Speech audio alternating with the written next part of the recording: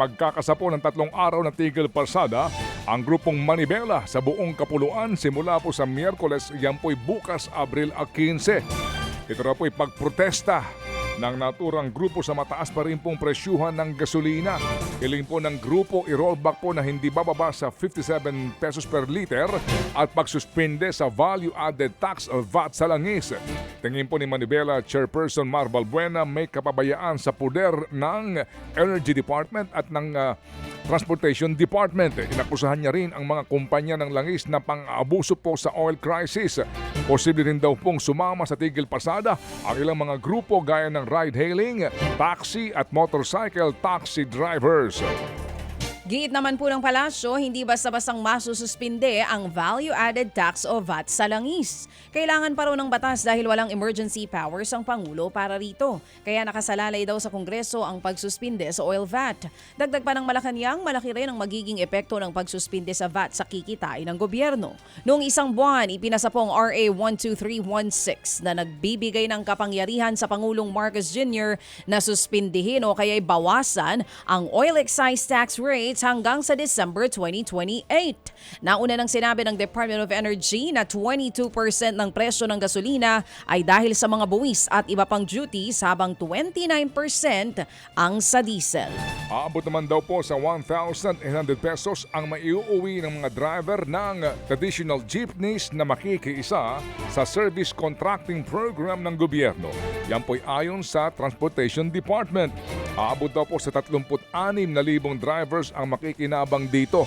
Magsisimula po ang programa sa Miyerkules, bukas po yan, Abril 15 at tatagal daw po ng 2 linggo.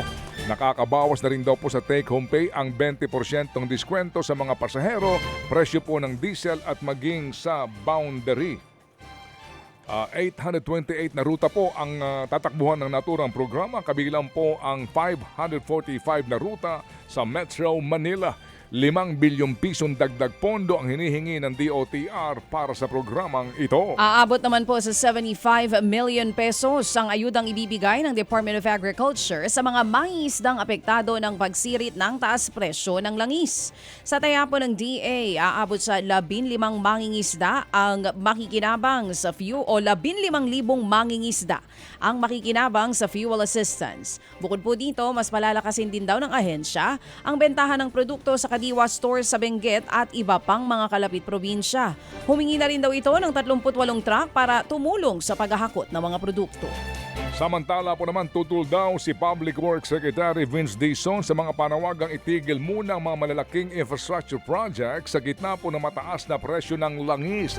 Katunayan, dapat pa nga itong bilisan para makatulong na maibsan ang traffic at mabawasan daw ang kinukonsumong langis ng mga motorista.